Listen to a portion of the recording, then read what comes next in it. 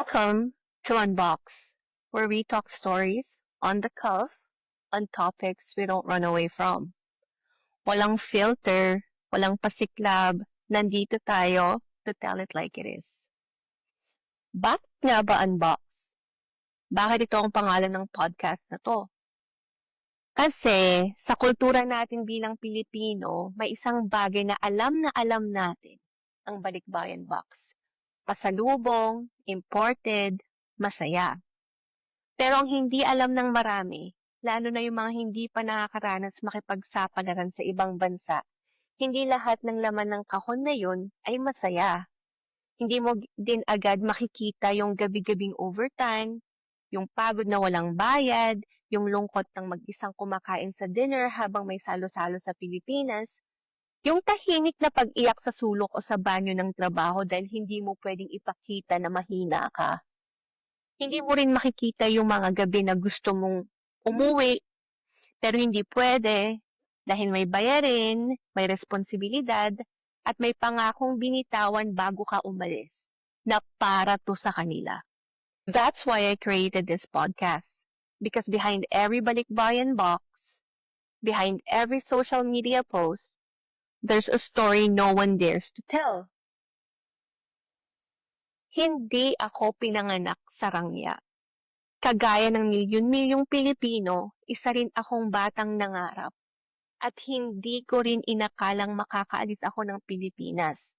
Pero nagawa ko. Akala ko, yun na yung simula ng magandang buhay. Pero hindi pala yun ang simula ng ginhawa. Yun ang simula ng pakikipagsapalaran. From the Philippines, I migrated to the US, Washington State, tapos lumipat na ako sa Hawaii. And now, nasa Europe na ako based here in Stuttgart, Germany. At bawat lipat, may dalang bagong adjustment, bagong hirap, bagong tanong sa sarili. Maraming hindi alam ng karamihan sa atin.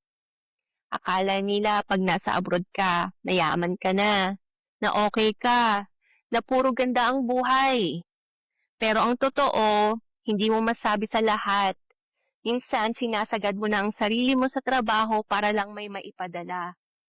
Minsan, ikaw pa ang tinatawag na mayabang dahil nakabakasyon ka o bumili ka ng konting reward para sa sarili mo. At minsan, ang pinakamasakit sa lahat, yung mismong panahon na pinakakailangan mong kasama ang pamilya mo, wala ka. Nasa ospital si nanay, wala ka. Graduation ng anak mo, wala ka. May lamay, may kasal, may crisis, wala ka. Ang natitira sa'yo, video call, chat, picture, pero hindi mo mahawakan, hindi mo mayakap, at gabi-gabi, unti-unti kang nauubos na parang kandila. Kapag wala kang naipadala, may sama ng loob. Kapag may pinost kang masaya, may judgment. And no one asks, kamusta ka talaga? Lalo na sa industriya ko, sa kusina, kung saan puro lalaki ang bida, kung saan kailangan mong patunayan na kaya mo. Hindi lang once, pero paulit-ulit. Para lang respetuhin ka, para lang marinig ang boses mo. 2 dekada o 20 years na akong nasa likod ng pinggan, kalan, pressure. May mga araw na walang day off, mga buwan na tuloy-tuloy lang. At oo, may mga reward ako. May features, recognitions, pero hindi nila alam kung ilang luha, ilang gasgas, at ilang I don't wanna do this anymore bago ko yun nakuha. At eto pa, isang bahagi na bihirang pag-usapan yung sarili nating mga kababayan. Akala mo, pag nasa ibang bansa ka na, magkakampi kayong lahat ng Pilipino. Na pare-pareho kayong OFW, expat, migrante, lumalaban ng parehong bagyo. Pero ang sakit tanggapin, hindi lahat ng nasa community mo is rooting for you. Minsan, yung akala mong kakampi, sila pa ang unang bubunot ng saksak kapag nagsimula ka ng umangat. Crab mentality. Yung hilahan pababa, yung insecurity na ginagawang sandata. Yung tipong, bakit siya ang pinanpansin? Bakit siya ang na-promote? Bakit siya ang umangat? Na para bang, kung hindi ako masaya, dapat ikaw din, hindi ka rin masaya. Hindi ko naman nilalahat, pero ito yung mga bagay na hindi rin alam ng karamihan. Akala nila, ang kalaban lang ay ang mga foreign boss o mahirap na trabaho. Pero minsan, mas masakit ang mataga ng sariling kababayan.